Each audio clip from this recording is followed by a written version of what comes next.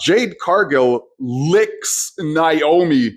Like literally, she licks Naomi's face. She grabs Naomi, and I'm not the most religious guy in the world, but when this happened, I thought, yo, like there has to be somebody putting this together for me. What's poppin', people? Calvin back again with another review. We just got a Smackdown in the books. So this was a 3-hour show. Let's jump right into it. Right off the jump, what I really like, and I don't think I've mentioned this before, was the presentation of Raw and Smackdown. It feels more like a sporting event, and I'm talking about when the superstars walk to the ring. It kind of reminds me of when I watch an NBA game and you see the superstars walking through the tunnel. It gave it a really live feeling versus a show just opening, and that was kind of cool. It does let you it reminds you that these are actual people and they don't just spawn to the arena.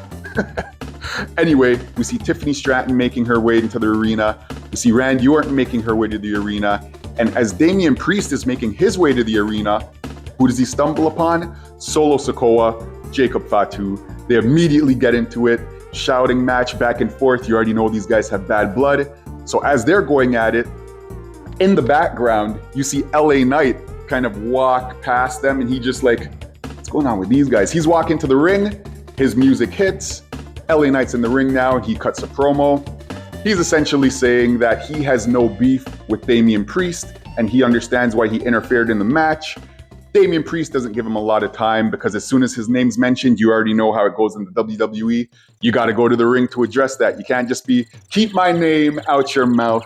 You already know how that goes. So Damian Priest walks to the ring, and he agrees with LA Knight. These guys are buddy-buddy so far. He says, yeah, the reason I interfered last week in your match wasn't because of you. It was because of Drew McIntyre. They start going back and forth a little bit after agreeing with each other, mind you, and then it gets real chippy. Damian Priest reminds LA Knight that this is all because that he lost his championship, and LA Knight was saying, no, I would have had this match. Damian Priest was essentially saying, no, the way I see it, if I didn't interfere, you would have gotten a Claymore kick because you had just gotten spiked by Solo Sikoa. You would have gotten beaten.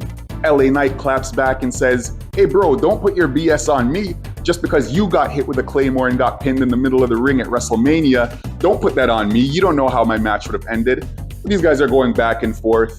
They had a match that was scheduled for later on. It actually gets pushed to right now. You see the referee running down the ramp. This thing gets started. These guys are going back and forth. A couple things that stood out to me in this match. Damian Priest climbed to the top rope, and LA Knight does that thing where Shelton Benjamin made it famous. That was the first time I've seen it anyway, where he runs across the ring and just leaps directly onto the top rope. It was phenomenal. It was like watching like one of those big lions like clear a fence. Some things I'll see in the WWE, and no matter how many times I see it, I'll never get used to it. Almost like an airplane. It's like you see an airplane in the sky and it's like, how is it flying? So that's kind of what I was reminded of then. They take fight outside the ring, and you get Solo Sikoa. He shows up, he jumps Damian Priest, he goes into the ring, he's beating up LA Knight. This match basically gets thrown out, but Damian Priest and LA Knight, they kind of get together. They work together for a little bit, and then they put the boots to Solo Sikoa. They exit the ring, they clear the announce table, and they're about to put him through. Jacob Fatu enters the ring, and he basically takes everybody out, except for Solo Sikoa, obviously. He helps his boy. He neutralizes the situation. Solo Sikoa and Damian Priest left standing tall. So with the pre-match drama, I kind of saw this finish happening. I didn't really see a clear-cut winner. But that doesn't mean it's a bad thing. Just because you kind of see something coming and you see something being set up, doesn't mean it's bad when it happens. I see a lot of fans complaining about, oh, this is predictable, that's predictable. You know exactly when your payday is. You don't complain when you get paid. Nothing wrong with a little bit of predictability every now and then. Backstage, we get a Faxium interview. They essentially say they're excited to be on Smackdown. This is the best tag team division in the world. And just like they lit a fire in NXT, they want to do the same exact thing to Smackdown. Pretty Deadly interrupt. Supposedly they have a match in a little bit. Pretty Deadly essentially says, you know what, you guys haven't been here too long. Opportunities aren't just given, they're earned. And so we'll see what's popping in our match later on. Pretty Deadly head to the ring, followed by Faxium, and then we get Pretty Deadly versus Faxium. Something I noticed in this match, it wasn't the smoothest match, but let's get into it right now. I'll save that for the end. Nathan Frazier hits a standing shooting star press on Elton Prince. He busts him wide open. It was to the point where after the shooting star press, he pinned and the referee counts 1, 2. Dude's not even moving. Referee pulls the last count. It was clearly a 3. Fans were kind of like, what the hell's going on? Like, dude didn't even kick out. We see when he sits up, his face is busted wide open, man. So legitimate injury, he's gonna need stitches 100%, but it just kind of looked a little bit weird. After that, we get a Spanish fly. Sorry, that's the finish of the match. A minute after that, Pretty Deadly hits their tag team move. It's not the finish yet, but the referee counts 3. Like, her hand clearly hit the match. 1, 2, 3. This thing should have been over at that point, but they just continued like the 3 wasn't counted. It was a little bit weird. We eventually get the Spanish fly into the Phoenix Splash. Faxium takes up the win. Thankfully, this match is over. I think we've been so spoiled with excellent wrestling that we forget how hard putting a match together is. I don't really know what was going on in this match. I don't know who was at fault. The referee pulled a count when she shouldn't have. She counted a 3 when she shouldn't have. I don't know what was going on here, but this one ended. After this, we got B-Fab and Mia Yim. They basically say they want tag team title opportunities when Liv returns. We got Chelsea Green and the Secret Service. They interrupt, and she essentially says that she's not really feeling the injustice of losing her United States Championship. She's speaking to Nick Aldis, and then Nick Aldis says, look, what are you talking about? You lost 1, 2, 3 clean in the ring. I don't really want to hear this. He's basically brushing her off. Chelsea Green's annoyed, and she tells Nick Aldis, well, we're talking about the United States Championship. You're not even from here. Like, so you wouldn't even understand. And Nick Aldis, I actually laughed at this point. He says, yeah, well, I'm not from here, and neither are you, or you. He's pointing at everybody in the room, Secret Service, and that was pretty funny because you have Piper Niven from, she's from Scotland, I believe it is. I believe she's Scottish. You have Chelsea Green, of course, from Canada. I'm not too sure where Alba Fire is, but the fact that he turned that on them so fast, I really like that. We get a match announced. It's going to be Piper Niven versus Zelina Vega, and then Nick Aldis says to Chelsea Green, hey, maybe if Piper Niven wins, she'll get an Intercontinental title. Sorry, she'll get a United States Championship match versus Zelina Vega, and then you can be a part of her Secret Service. Chelsea Green literally faints. Her character work is so phenomenal. Love me some Chelsea Green. Now, I don't know if Nick Aldis was serious when he said this match had #1 contenders stipulations to it, or I don't know if he was just trying to bother Chelsea Green, but if it was a legitimate #1 contenders match, I don't really like that format. I don't like that you beat the champion to get a match against the champion. Yeah, it's kind of weird. I don't really like that. That would be like if you faced Bowser level 1 just to face Bowser at the end of the game again. Like, there are minions, there are steps, there's build-up. So that was that. After this, we see Nia Jax head to the ring, and she basically says she's coming for the not the United States Championship, pardon me. She's coming for the WWE Championship. And of course, when you mention somebody's name or mention somebody's title, here they come. So Tiffany Stratton shows up. She basically says she's not the same Tiffany Stratton that Nia Jax was bullying. She's not her lackey anymore. Now, Tiffany Stratton has beaten Charlotte Flair at WrestleMania. She has beaten Nia Jax to cash in and actually win the Women's Championship. And if need be, she will do that again. Naomi interrupts with generic heel theme #6. She was looking fine as hell, though. Something about Naomi. Let's go, man. Naomi basically says, screw Tiffany Stratton. Like, you think you changed? I changed. I switched it up. I switched everything up. I'm not looking the same anymore. My attitude's different. My perspective is different. I'm tired of the fans. I'm basically looking out for myself. And as she says that, she looks at a fan and basically tells him to shut the hell up.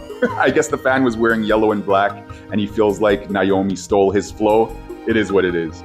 Not too long ago, after Naomi starts rambling on, we get Jade Cargill making her way to the ring, and she's just looking jacked as ever, shredded as ever. Her stomach looked like a caramel chocolate bar with all the rips and the cuts and the clear separation. She was looking like a goddess, man. Woo! So we Jade starts attacking Naomi. We get Tiffany Stratton start attacking Nia Jax. The faces, the good guys, get the better of this, and we get a little stare down with Jade and Tiffany Stratton. I know Jade's looking at that championship, man. So it might be her time soon. This is gonna be fun. Nick Aldis comes out with a Teddy Long reference. He says, "You know what? We're gonna have a tag team match, playa." So now we have our main event. It'll be Tiffany Stratton and Jade Cargill versus Nia Jax and Naomi in the main event. We got Miz versus Aleister Black next. Miz goes for a skull-crushing finale, and I thought for a second, no way, because like it looked so smooth, it looked like he was gonna actually hit it. Nah, they got me. Aleister Black cartwheels out of it and hits the Black Mass. He lifts Miz for another one, kicks his head off for the win. Post-match, we get Carmelo Hayes. He looks like he's about to run in and has second thoughts. He kind of stares down Aleister Black. So I assume that we're gonna get Melo versus Aleister Black for next week. That'll be a cool little match. But for this, it was an Aleister Black showcase. You knew he wasn't gonna lose as soon as he returned. Miz puts another guy over. Shout out to the Miz, man. He really is one of the underrated stars in WWE. Good for Aleister Black. I actually noticed Aleister Black was in great shape, man. Like his chest was chesting. We get Santos Escobar backstage with Rey Fenix, and he's essentially saying, "Bro, like I thought you were the one, and at WrestleMania I saw your performance. All you did was fail. All you did was let me down." He says he'll be the one to take Rey's place. He'll be the one to take Rey Mysterio's place. Let me clarify. And then Rey Fenix basically says, "You know what, bro, just stay out of my way." And essentially we immediately get Santos versus Fenix set up for later on that night. Afterwards, we get another match, Zelina Vega versus Piper Niven. And shout out to Zelina Vega. You can really tell this championship win means the world to her. It's her first singles title for her whole run in the WWE. So you know it does mean a lot to her. Her father actually passed away in 9/11, the tragedy that happened in the Twin Towers. And she brought her United States Championship to the memorial section. And she took a picture of it to pay tribute for her father. It was quite nice. I like stuff like that. How do you see something like this and not tear up, but not feel some kind of way, you know? I love stuff like this, man. Shout out to Zelina Vega. We get Wade Barrett on commentary saying that it might be impossible for Zelina Vega to use her finisher, the Code Red, on Piper Niven. And I thought again, like, are we just gonna forget that Zelina Vega literally beat Piper Niven to win Queen of the Ring? And she used the Code Red? So like, what are we talking about here? I get it. Zelina Vega is clearly the smaller competitor. Piper Niven has the size advantage. But why are we acting like Zelina Vega has never beaten her? Zelina Vega goes for the 619 to Piper Niven to win the match. Chelsea Green jumps up on the match, cause interference and kind of help her girl out. And Piper Niven charges. She charges at Zelina Vega. Vega moves out the way. Piper Niven runs into Chelsea and Chelsea falls off of the apron. Piper Niven gets rolled up. 1, 2, 3. Zelina Vega wins this match. So I guess we're not getting Piper Niven versus Zelina Vega for that United States Championship. It is what it is.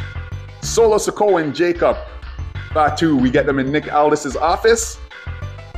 And essentially we get a triple threat match made for the United States Championship at Backlash. It'll be Damian Priest, Jacob Fatu, and LA Knight. And when this match is made, Solo Sikoa basically opens his mouth and says, "You know what? Like, how did this happen? Drew McIntyre won the match. He's the #1 contender. Like, what's going on here? How do we get a triple threat match?" Nick Aldis goes, "You know what? You're right. Drew did win that match. So now instead of a triple threat, we're going to get a fatal 4-way. Sometimes maybe you shouldn't open your mouth. That's what I took from this segment. But wait, there's more. Jacob Fatu says, you know what? It doesn't matter who it is. I'm all gas, no brakes, and anybody's going to get dog walk. Fatu leaves the room because they're in Nick Aldis's office. So not just Nick Aldis and Solo Sikoa. And this is my favorite segment of the night. Solo Sikoa looks at Nick Aldis and goes, bro, like, I know what you're trying to do. You're trying to screw over Jacob Fatu. Nick Aldis looks up. He goes, no, I'm not. You are. Nick Aldis leaves the office and Solo Sikoa is just standing there. This was so clean. I love this segment. The tension was amazing. The timing of everybody's comments were amazing. This was phenomenal. Hats off to everybody. And hats off to Nick Aldis, man. He really knows what he's doing. You can tell he's more than just a GM. Like, he really understands the business. So good for everybody. Randy Orton hits to the ring next, and he says he knew what kind of man John Cena was from day one. He says Cena took advantage of the PG era and only cares about his bottom line.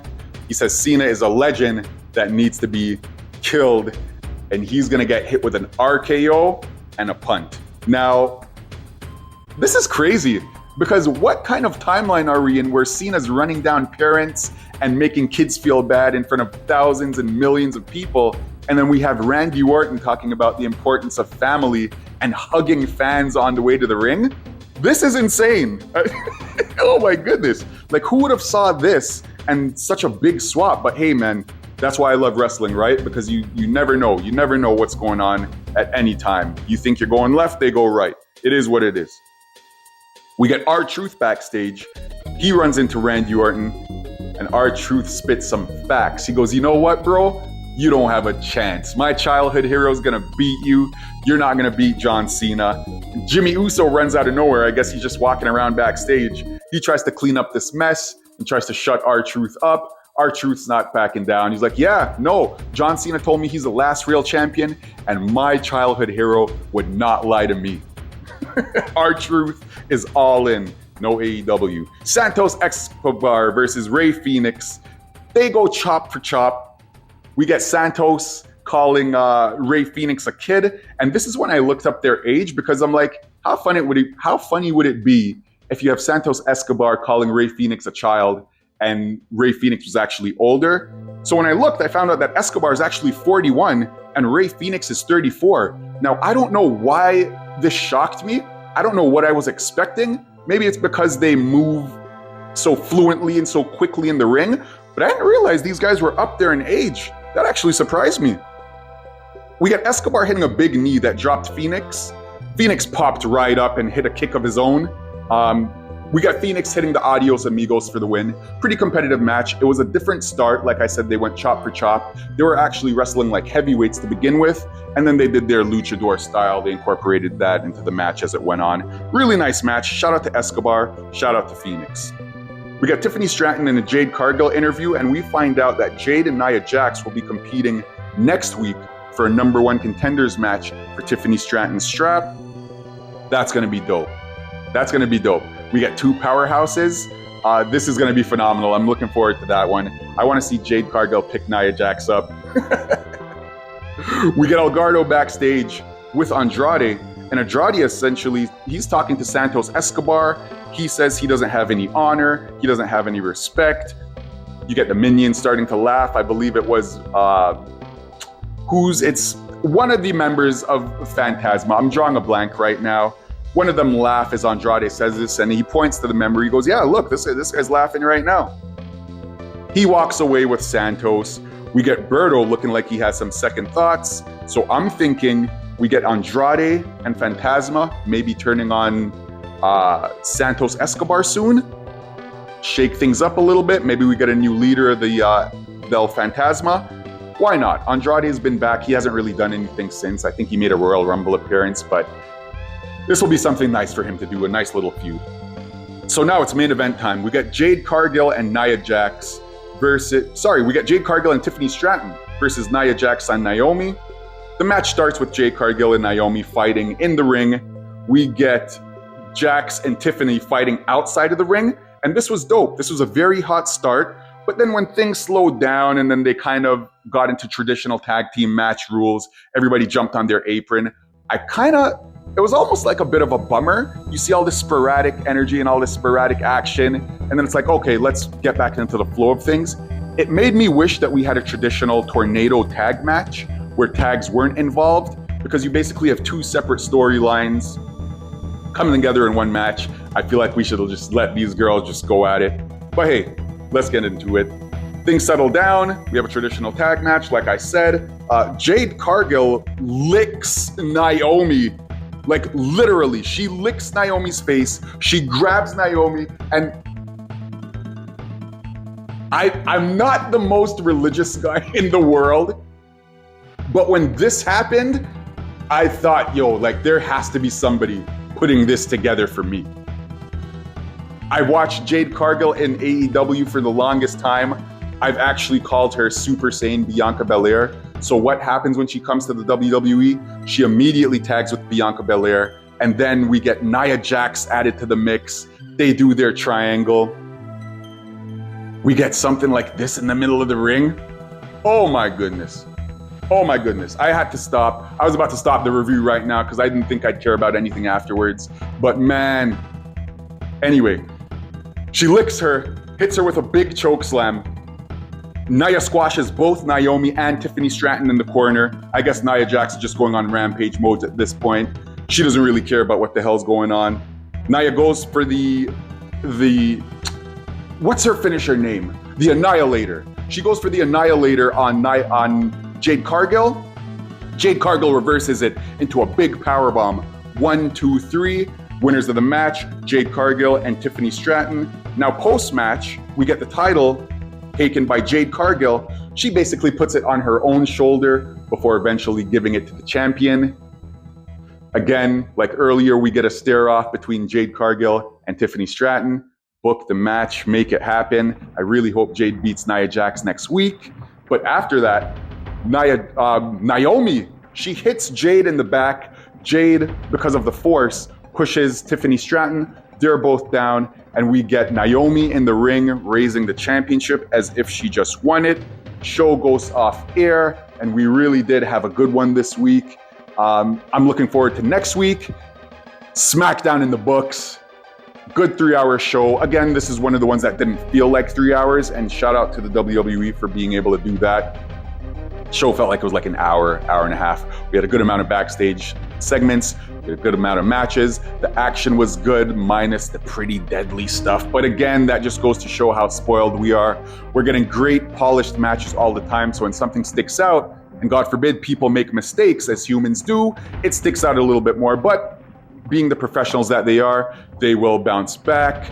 I'm gonna stop this right here. You guys enjoy the rest of your Saturday, enjoy the rest of your weekend, and I will see you guys on Tuesday for the Monday Night Raw review. Have a good day, drink some water, peace.